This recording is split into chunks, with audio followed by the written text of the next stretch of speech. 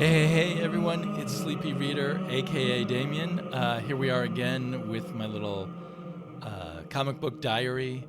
This is my comic book countdown where I rank purely by my personal enjoyment at the time of reading them the 9 comics I read that came out on September 14th.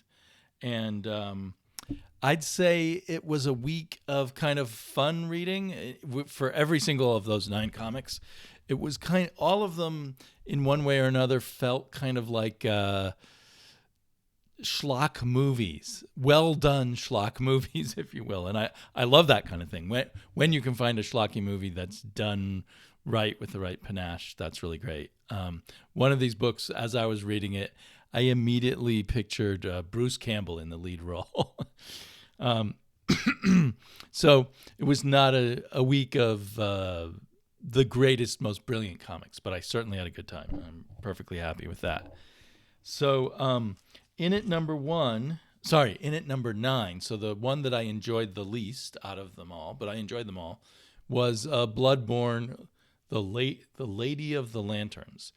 And I did not know when I put this on my pull list and got issue 1 that it was a video game tie-in comic.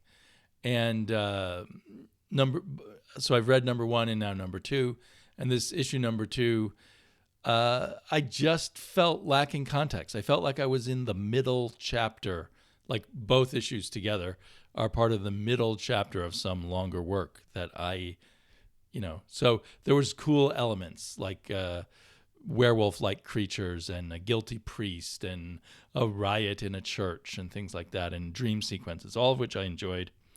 But I put this on my pull list for the artist, and I'm trying to decide whether I enjoy it enough to keep it on my pull list. My pull list has thinned down a bit. I used to always have 13 or 14 books a week, but still, I don't know. Thinking about it. In at number 8 is Silver Coin, number 14. Each issue is written by a different writer, always wonderful art by Michael Walsh. I say the art is getting even better, so I was kind of torn on where to rank this. But ultimately, the story, I got the general gist of the story, but the specifics left me really fuzzy and confused. The writer this time around was the uncertain how to pronounce properly name Pornsak Pichot.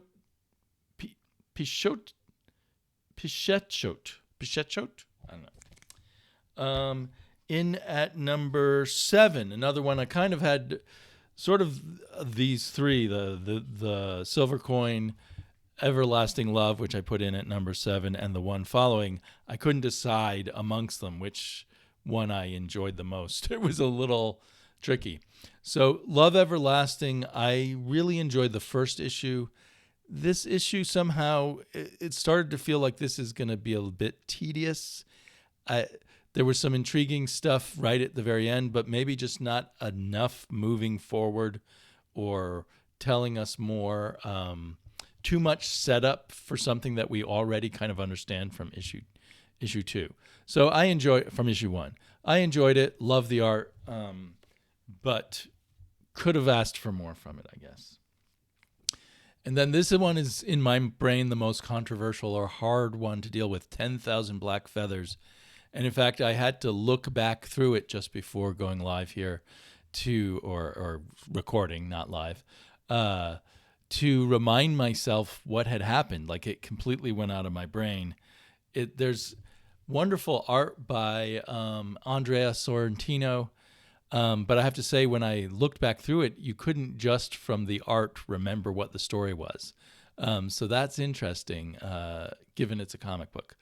But there's a lot of very cool art and an intriguing storyline about a writer who's come back to her hometown, and there may be a ghost or something else and some other sort of guilty mystery or something, but we don't know yet much of that. And I read the hardback, the Bone Orchard Mythos hardback that came out before this, and I still don't know what the Bone Orchard thing is about. It seemed very Cthulhu, Lovecraftian, I guess, in a sense. Some darkness beyond that is mucking up with people's lives. But that's about all I got out of it in terms of actual plot, although it's a beautiful book. I probably should go back and reread that book too. So that was number 6. In at number 5, much easier to understand, fun, definitely. I mean, this one is even written, it's clearly written to be a movie, and it feels like a schlocky sci-fi movie with hopefully with really good special effects about a priest in outer space being forced to perform exorcisms in a future where Catholicism, and I suspect all religion, is persecuted. So it's an interestingly twisted but schlocky little story. But I was saying that Peter Milligan, in my opinion, is the best writer who does stuff for AWA, although even his stuff is like movie proposals. Then in at number... I have it written down over here. In at number 4 was the finale of A Righteous Thirst for Vengeance. And I think I was thrown, a little bit of a spoiler here, not really, but that this final issue took place 10 years after the events of the previous issue. And I don't know, it was good and I appreciated it, but it didn't have as much emotional resonance for me. I needed an extra step or something to fully get into it. But I still think I've had a really good time reading A Righteous Thirst for Vengeance. It's such a fast read, you kind of say to yourself, well, you ought to read it in trade. But I actually wonder if reading the individual issues with some gaps between each chapter, so to speak, is actually important for A Righteous Thirst for Vengeance because of the gaps that are built into the story and how each issue, even though a quick read, is kind of a different style of story, if that makes sense. But I definitely plan to go back and read all the issues together and see how I feel about it. In at number 3 was the ultimate B movie here, or Z grade movie. This is the one, Sergeant Werewolf, where I pictured Bruce Campbell playing the werewolf. This is from Black Caravan, and it's a one-man show, Rich Woodall, and I thoroughly enjoyed it. I mean, right away, it's purposefully sort of over-the-top schlock. Takes place in World War II with super evil vampire Nazis and other things like that. So I really enjoyed this. I almost put it at number 1, actually. There was a moment where I thought about that. So in at number 2 is a bit of a cheat. Santos Sisters number 2. I bought this over a week ago, and I guess it's available digitally, but I'm not sure. It may be another week or so before it appears in most stores. I bought this at the store that is also the publisher/distributor of it. So I don't know when other people are getting it. Maybe I should have saved it for another week. But I loved Santos Sisters number 1. Number 2 is very good. I think I didn't have as much fun with it, but the other one was giant size and had more stories. This has 3 stories plus a few other little things. But if you can get behind kind of an Archie spoof with a bit of an underlying, I was going to say skankiness, a bit of an underlying underground comics attitude somewhere in the mix, then you may really like Santos Sisters. I do know some people who don't, but a lot of people I know do like it. So that was number 2, and I almost put that at number 1, but I decided to stick with the one that I just enjoyed this the most. It's also like a B movie. It's a adaptation of a Lovecraft story called the Dream Journey to Unknown Kadath, and they've shortened it to Unknown Kadath. Actually, at the back, they print. It's a European comic reprinted by Ablaze, which is what Ablaze does. The Dream Quest of Unknown Kadath. So they put the text at the back. My computer fell asleep, even though I'm in the middle of doing something. Thank you, computer. So anyway, I don't think this is for everyone, but this just really grabbed me, and I just really enjoyed it in a, kind of uncritical way, if you will. Especially knowing the whole thing is a dream, that often something like that could really annoy me. But I think this is a Italian team of creators, and I'm really looking forward to more. I hope it's not too short of a series. Some of Blaze series are only like 3 issues, but I'm fantasizing this will go on for 5 or 6 issues. And I checked the Unknown Kadath story. I have it on my iPad. I have a complete H.P. Lovecraft Kindle thing, and it's a 100-page novella, so the source material is pretty long. And I plan to read that at some point, but I'm always reading comics first over prose. Okay, I'm gonna go to another camera, look inside these comics, and then come back and show you a few other things that I've read and or hauled this week. All right, now we're looking through my document camera, and I'm not totally happy with its focusing abilities, but we'll do what we can with it. So here it is in order from 1 down to 9 again. Let's see. There we are with our number 9, the Bloodborne Lady of the Lanterns. Like I said, it's just a matter. It could be a really great read, maybe if I had more of the context, or maybe writer Colin Bunn is just throwing out kind of random stuff and hoping it's good enough. I'm not sure. And there's lots of cool elements. We got this kind of come on, camera, don't you want to focus a little more?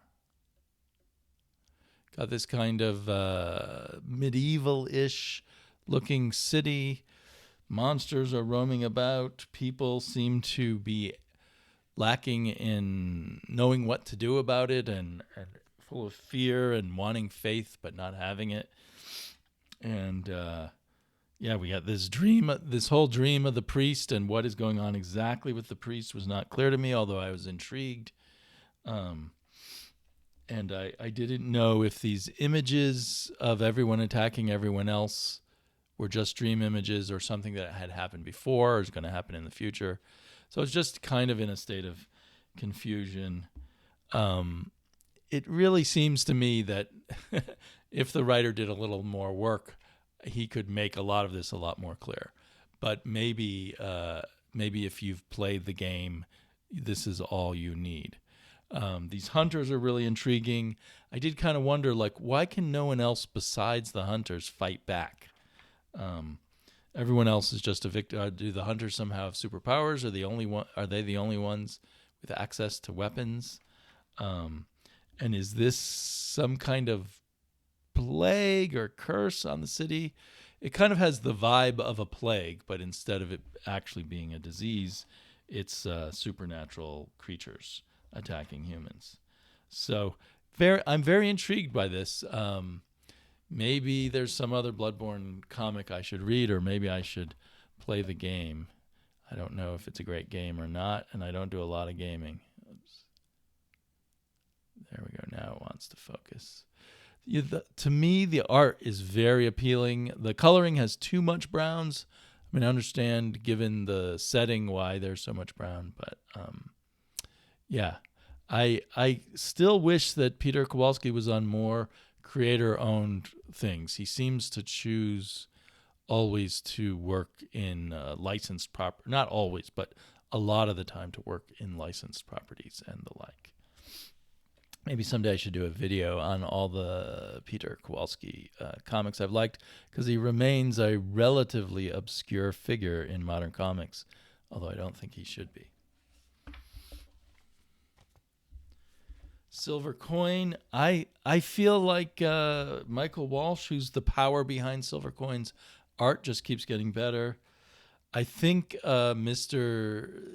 Pichetshote has worked in Hollywood, and his main character here is a Hollywood screenwriter. And there's just some pretty amazing does Walsh do his own coloring? I think he does coloring with someone else. Yeah, Tony Marie Griffin and Michael Walsh do the coloring. So I don't know who exactly to credit on it, but the coloring really goes well with the art. And this is a really disturbing, creepy story, especially when you get to the end and you get kind of somewhat of the truth of what was going on. Although it just wasn't clear enough for me, and I felt kind of jerked around a little bit.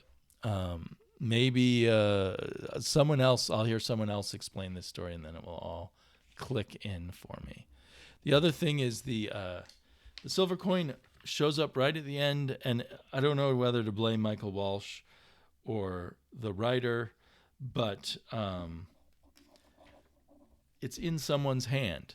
I assume it's this guy's hand, but I don't really get confirmation that it's in his hand and not someone else's. And later, we don't see the silver coin in this picture. We see it by itself with some blood on it. But where is it located amongst all the bloodshed and everything? So exactly what the role of the silver coin in this comic was, I don't know. As you can see, it had some very gruesome imagery in the comic, and I'm not sure what it meant. And I'm not sure which of this imagery was inside someone's head and which actually happened in the physical reality of his world. So, intriguing comic, and well done in many ways. So, Love Everlasting, its big feature, I think, is not Tom King, but Elsie... I'm going to get her Chartier, or what's her first name? Elsa Chartier, who has a YouTube channel, and some of her videos are interesting, showing how she thinks about things. And looking at both this issue, and I reread the first issue, Love Everlasting #1, because I had read it a long time ago digitally.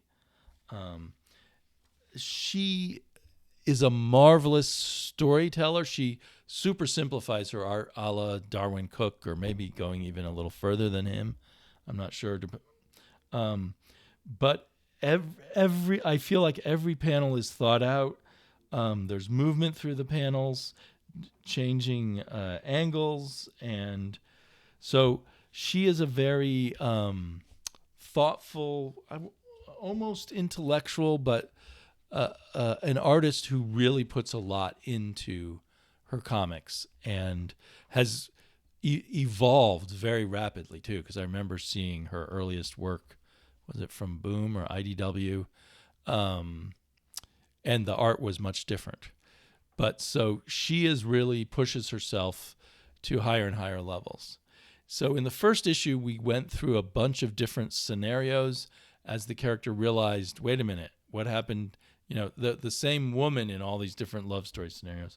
In this one, we get a much longer story scenario amongst the British royalty, and the girl is a servant who falls in love with the son of the lord of the manor. And after a while, because we already know from issue 1 that this is all not, quote, real, after a while it gets a bit tedious.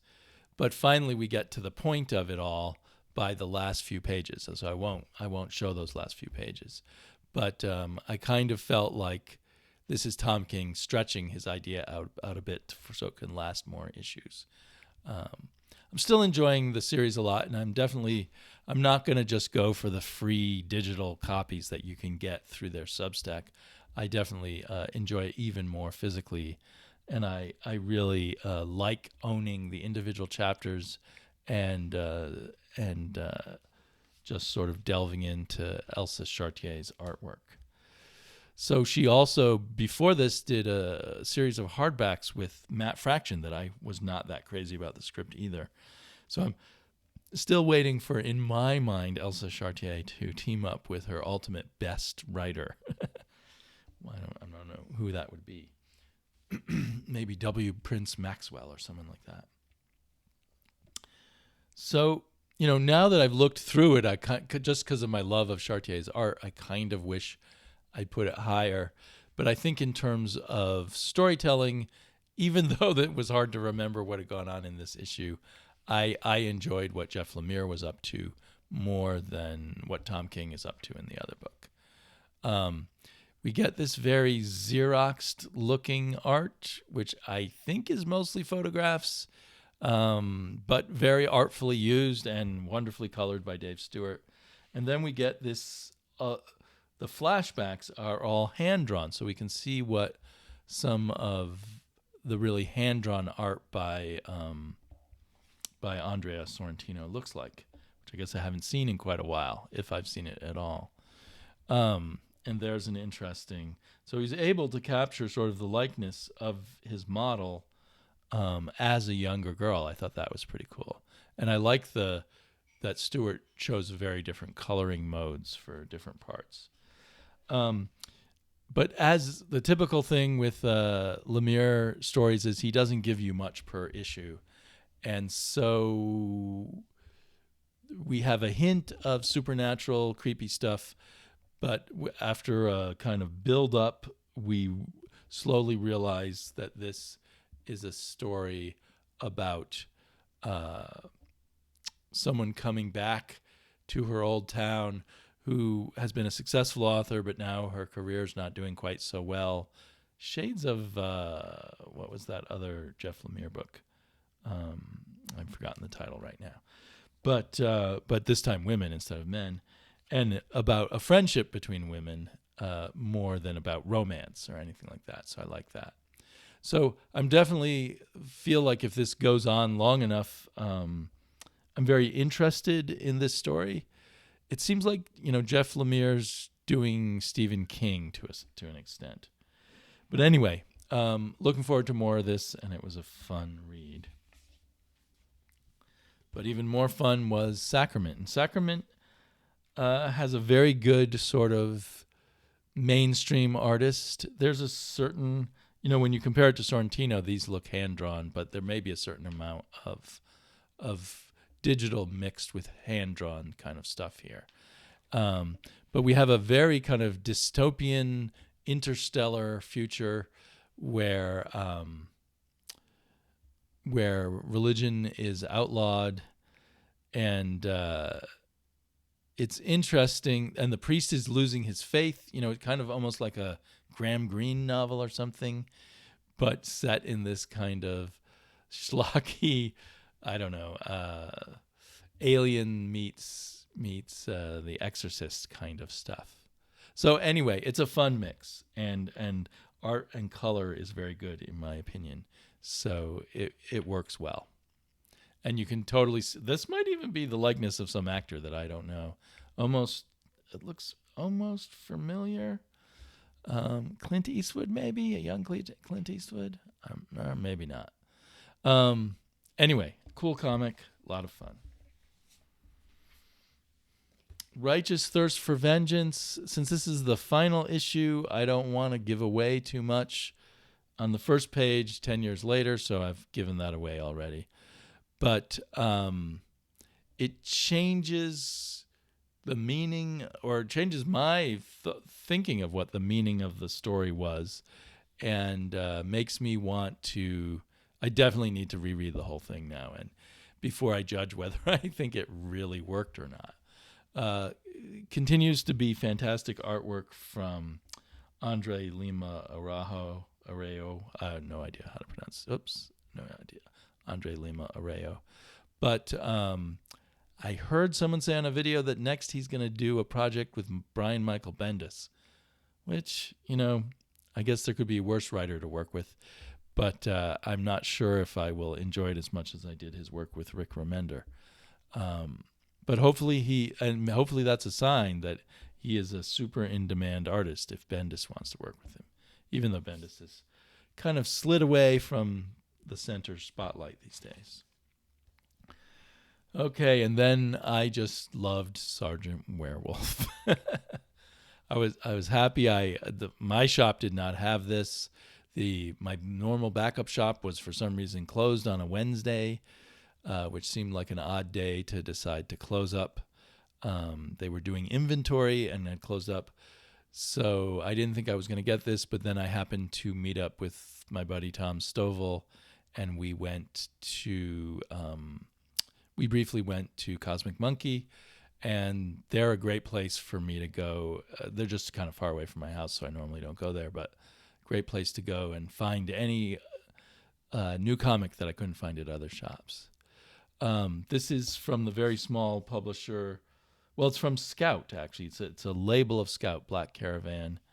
And this guy, Rich Woodall, who did everything, including the lettering, is also listed as a co-publisher of Black Caravan. But I don't think he's a publisher of Scout. So anyway, I'm kind of intrigued by him and want to know more. This definitely had a sort of semi-professional look to it, but very good and very, very fully satisfying. This is the character here that I think should be played by Bruce Campbell. And we have our assortment of characters in the World War II U.S. Army, secretly invading a Castle Liechtenstein, which is kind of funny because that's actually another country. But Castle Liechtenstein in Germany in 1942. Got an evil scientist who's also a vampire who's creating these golems stolen from the souls of Jews and infused with Norse mythological magic. And we got sharks with insect arms attacking them. We got all kinds of fantastic sort of cheesy, tough guy, World War II soldier dialogue. I could just picture Bruce Campbell delivering it all the time. And a nice twist is the werewolf he becomes is not just your typical bit by a wolf. He actually becomes the spirit of the Fenris wolf from Norse mythology. So that's kind of fascinating. So in a way, Fenris, who's usually viewed as the villain in Norse mythology, becomes kind of our hero who's fighting back the Nazis and their awful plans for world domination. So if you like cheesy, schlocky stuff, this is a great cheesy, schlocky comic. And the story is complete. There's something about the way it concludes, or the way the conflict concludes, that left me feeling like they could have found a more direct way. It's kind of something outside the power of the werewolf or the bad guy kind of resolves everything. But anyway, they leave it open for other adventures. Does this even have an issue number on it? I don't think it does. Oh, it says number 1 here. So I don't know if they're planning immediately to put out more. They just say at the end, I'm ready for my next mission, boss, or something like that. Santos Sisters. I'm not even sure how to describe this. Like I say, my favorite was issue 1, but this was a lot of fun. And it's a whole package because even the advertising seems to go with the spirit of the comic. And I'm not totally sure which of the advertising might be legitimate businesses and which aren't. And I feel like they do a kind of ideal version of Archie Comics kind of artwork, as good as it gets in Archie, I think. Although, I'm not a total expert. But of course, you could see right back there, they're using the F word and stuff. They've updated it to be, I don't know, kind of, these are the bad girls. The bad girls who are probably, 17, 18, 19 years old and hanging out and not caring about much, but hanging out and occasionally becoming superheroes if they really have to. But I also think the coloring it's on a kind of pseudo newsprint. I'm told newsprint doesn't really exist anymore, but it feels nice and the color looks really nice on the newsprint, much sort of stronger than when if you look at an old comic. And I think although they stay true to kind of an older kind of coloring scheme, they put in little shades and tones and color combinations that maybe are a little more sophisticated than you might have always gotten in an Archie comic back in the day. Oh, and I love the middle spread. Where is it?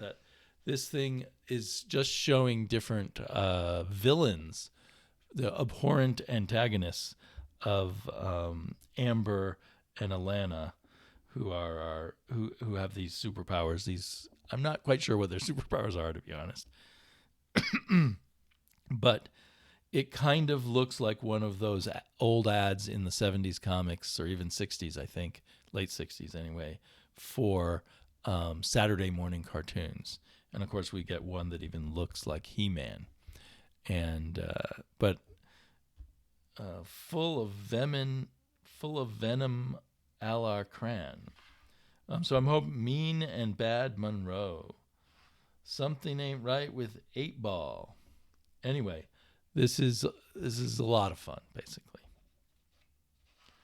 And somewhere in here, maybe I passed it already. Oh, here we are. These old style looking classifieds are actual ads just from people who are supporting this comic, including the YouTube channel Loading the Cannon, who everyone should go check out anyway. But I think a number of these are artists. Some of these are comic book stores. And I don't know. Other things might be other kind of goofs on the genre of advertisements. Floating World Comics, who publishes this comic. I don't know if Howling Pages, graphic novels, indie comics, printed art. I guess it probably is either a comic shop or just a web page selling stuff. Best comics of the world over. So I should probably check that out. Euro comics, manga. And even a prayer to the saint of the Spanish-sounding town that they live in. And then there's a nearby town called Balsawood. So there's almost a little bit of a vibe of Love and Rockets in here, too, I'd say. Early Love and Rockets. So anyway, a really fun book. I don't know how many comic book shops it'll make it into, but if you see it on your rack, I would say give it a try. It is a little more expensive than your average comic. I don't know why it's $4.20. That might be part of the joke. Science-free comics. And if you see, it's even more expensive, as the number one issue is the giant-sized Santos Sisters, and I really recommend that. And finally, my favorite or most enjoyable comic of this week reading. It charmed me from the beginning. Because it starts off with a page that is an homage to Little Nemo, where our character is going into the dream world with his cat, and his cat does talk to him and says, "Remember me, Carter." So it ties into the idea that this whole book is the adventures of Randolph Carter in the dream world. And there are cats that look over him. He's on a quest to find the city of the gods, which, if you read the original story, he sees in a dream and then wishes he could visit again. I don't know if they give us that background so much. So he's wandering through the landscape, basically looking for people who can give him information on how to find this city of the gods of Kadath. And it leads him from one place to another. The cats are following him, and at times protecting him from enemies he doesn't even know about. And it gets quite creepy as we go on. And by the end of this book, things are looking pretty disturbing. Maybe I'll save that. I don't want to totally spoil it for people who want to buy this book. And I found the coloring to be very pleasing. It is a bit on the dark side. There are a bit of the browns that I sometimes complain about, but somehow it all worked, and I thought the art was quite good too. So I don't think this is also like a Lord Dunsany book. If anyone's familiar with those, which are kind of fantasy dream fictions, where someone usually goes on a journey like down a river or something through a fantasy world. And I don't think that's to everyone's taste, because it's kind of a plot, lacking in a lot of plot. But I really like that kind of story. And I'm very charmed by seeing it here in a comic book. So I'm glad I don't think I had this on my pull list. I think I just saw it at the store and grabbed it, so I'm glad I found it. Definitely going on my pull list. Okay. I mentioned I was at Cosmic Monkey yesterday, and along with picking up Sergeant Werewolf, I picked up a few cheap back issues. I got Dagar the Invincible. I think this is number 7. You have to look on the inside, I think, to get the numbers on these Gold Key comics. Yeah, this is number 7 from April 1974. And these always have wonderful art from someone Santos. I forget his first name. No, not Victor Santos. And then I think the stories are always by Don Glut, who I think is a writer that I don't click with that much. So they're always kind of okay, but I enjoy the art, and I like to have more stories about barbarians. So I was glad to pick that up. Cosmic Monkey has a huge amount of back issues, but a lot of the stuff I was looking for from earlier Bronze Age, they did not have. They have mostly later Bronze Age and up, it seemed, or at least on the things I looked for. But as I was looking for a Daredevil, I think. A Daredevil from like 1971, which they didn't have. But right near it was this Dan Dare section. And I just was curious, because I know Dan Dare's a British thing, but what's in the American-sized comics? And here was this mini-series by Grant Morrison that I never heard of. I always tend to think I know everything Grant Morrison did, but I was unaware that he did some kind of Grant Morrison take on Dan Dare, just called Dare. Looks like maybe he's retired or grounded. And the art's by Ryan Hughes. The controversial memoir of Dan Dare, Pilot of the Future. This is issue 1 of 4. I managed to find all 4 issues. I haven't looked at the art on the inside yet. It looks very kind of minimalistic, I guess, in a way. I don't know what you call that. Anyway, doesn't look bad. So this is Grant Morrison back in, I think, 1992. So is that just after or around the end of his Animal Man run, or around? Anyway, close in there, I think. So and who's the publisher? Is it Titan?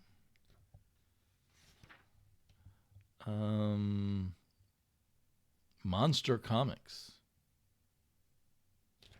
Never even heard of it. Issue number 2. I like that cover. I guess maybe this art is supposed to have kind of a retro future look to it. There's issue number 3. I think Dan Dare is one of those British comics that used to have almost painted looking comics for it. I'm not sure. I'm not super familiar with Dan Dare. I'm not very familiar at all. Although I do think somewhere I have a volume of Dan Dare that I've been meaning to read. So this would, if I'm right, this style of art would be kind of a radical departure from what you expect from Dan Dare. Issue number 4. And issue number 5 with a little green man and a clock. So I'm very curious, very, very curious. So much stuff, I guess, in the 90s that came out while comics were booming, or people thought they were booming. And there's always more to discover there. Although there's always a lot to discover from small press in the 80s. So then there's this other comic that I saw. I forget what I was trying to find when I ended up with Space Cowboy, something in the S's. I think maybe there was a comic called Sphere or something that I was looking for, and they didn't have it. I saw this thing called Space Cowboy, and immediately anything with space kind of caught my attention.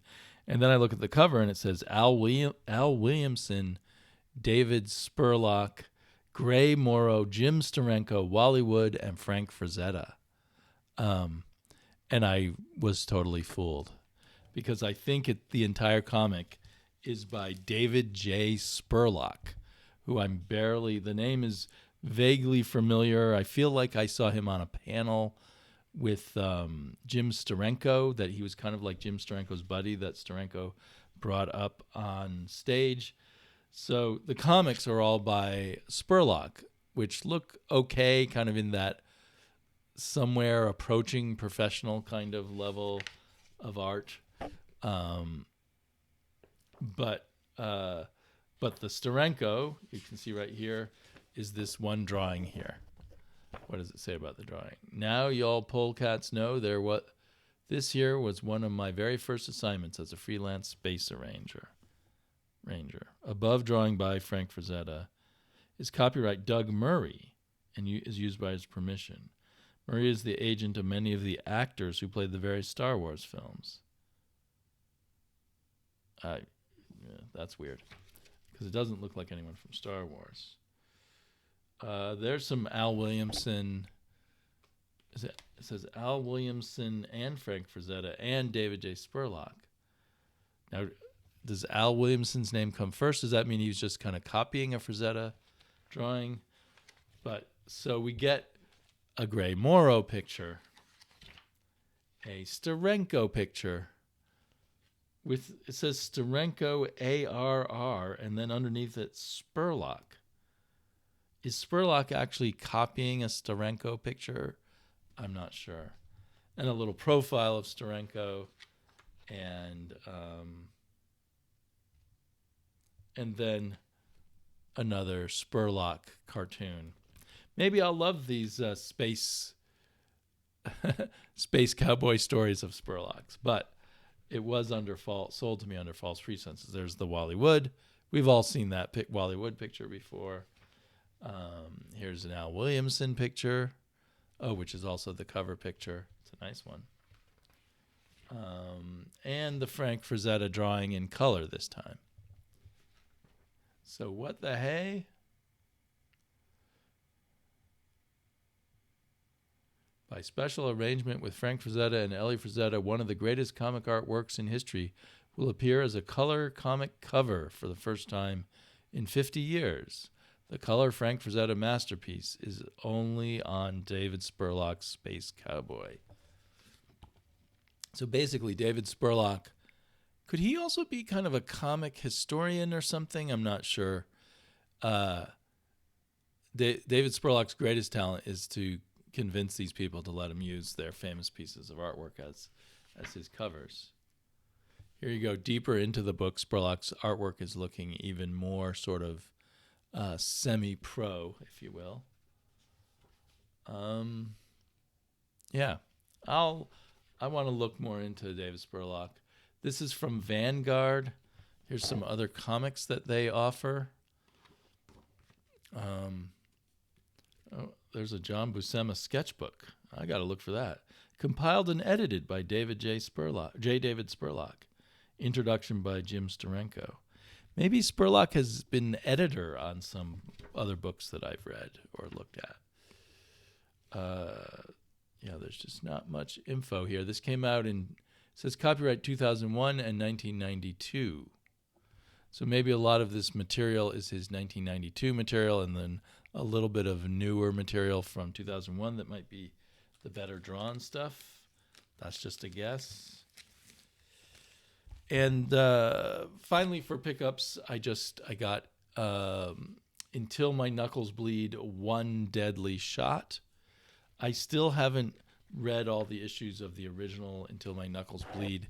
I misplaced one of the issues, and I'm trying to find it, and then I can read the whole run. This one's in black and white. I think the others were in color. Am I right or wrong? But love the art style in here, and I'm looking forward to reading them all. But I'm going to wait to read the Red Shot after I read the series. And then I had been getting Gods of Brutality, which is about a heavy metal star sent to hell and then trying to escape hell with the help of Odin. Not of Odin, but of Norse, I think of Loki and Thor. But I was missing this issue 3, so I'd only read the first 2 issues. I have issue 4 somewhere. So that's to get to. Now, other stuff that I read, other than those new comics that I've already gone over, I'll quickly mention, was it this issue? No, this isn't even the right issue. Never mind. There was an issue of Savage Sword of Conan that I read, but I must have misplaced it. I'll talk about it in another video. I finally read Fantastic Four Full Circle, and I enjoyed it. It's weird, though, because it's so set within the Kirby Lee era, those 100 issues that Kirby and Lee did. In fact, it's kind of a sequel to two different Kirby Lee stories. One was about the Nega Man, Janice the Nega Man, which I think was the very last Kirby illustrated Fantastic Four, and the other, it makes it a sequel to and more importantly, a sequel to This Man, This Monster, one of the very most famous single issue stories of the Fantastic Four.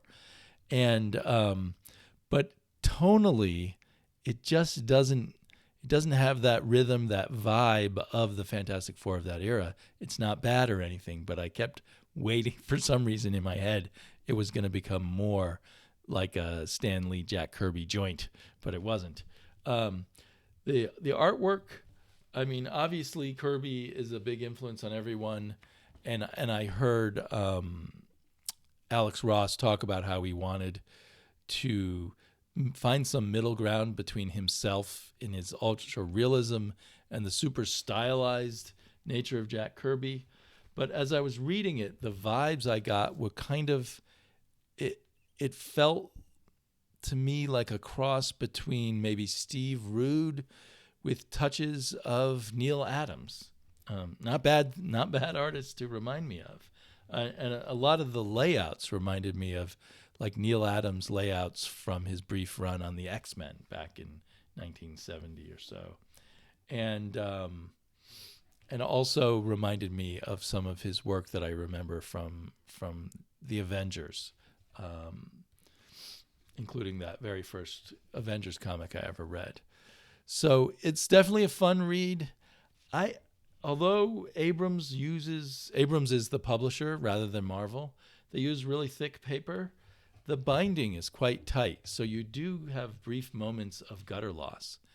And I noticed that in the other Abrams book I got recently. What was that other Abrams book? Oh, the Simpsons book that came from Abrams, which is a beauty, but it does have very tight binding, and there were moments where there are double-page spreads where you lose stuff. I mean, it's not too bad here. This was a great updating of Kirby's use of collages, and I had his collages on my mind because when I went to the con, they talked about, and I went to the Jack Kirby tribute panel. They talked about his collage work and how it was something he just loved to do, and he actually took him more time to do those collage pages than a regular page. But the funny thing is, looking at this, I can't help but think that looks like a testicles to me. So yeah, very cool artwork, and it's not a bad story, but it just doesn't. It's missing that zingy feeling that made the Fantastic Four especially fun. And I don't know if anyone can perfectly recreate that. And one thing is, I'm very picky about how people draw the Thing, and I don't usually like artists drawing the Thing who don't go by the Jack Kirby model. But the later Jack Kirby, the Jack Kirby Joe Sinnott model. But I actually really appreciated the way he drew the Thing. It was kind of interesting. It felt like these are cracks rather than him made up of a lot of little odd-shaped blocks or bricks of rock. These are like cracks in the basic rock. And there was a great sense of the Thing's physical power underneath those rocks. The muscularity of the Thing was done really well. And apparently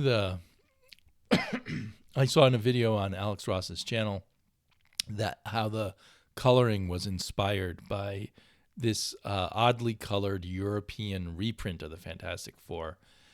And the coloring I find kind of fascinating, but I ultimately am not sure if I feel like it works at all times, and it sometimes maybe makes it harder to read the comic a little bit, but it's interesting anyway.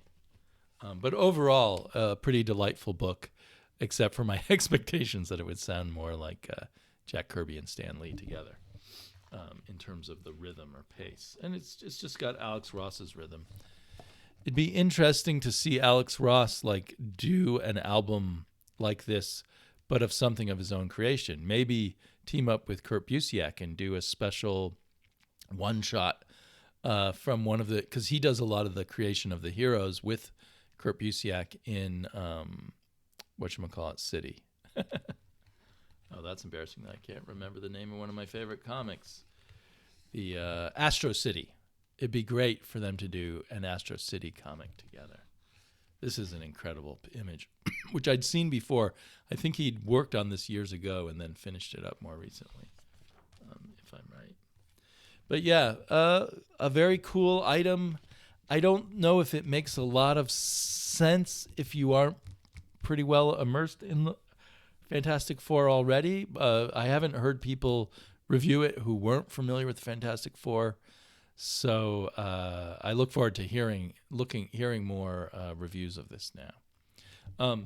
Another cool aspect is the design of the jacket folds out to give you a quick summary of who the Fantastic Four are and their origin. So I guess that would help for someone for whom this is their first Fantastic Four book. And it's even the dust jacket is very sturdy. It's some dust jackets I'll start taking them off the book, and I'm already worried I'll damage them right away. But this is pretty good. And I think the list price was $25, which is quite reasonable for a hardback. You're gonna pay at least like $28 for a hardback novel these days, and they're made out of much cheaper materials. So I feel like it's a worthy thing to add to your Fantastic Four collection if you're a Fantastic Four fan. Talk to you all later. Hope you're having a good week reading comics.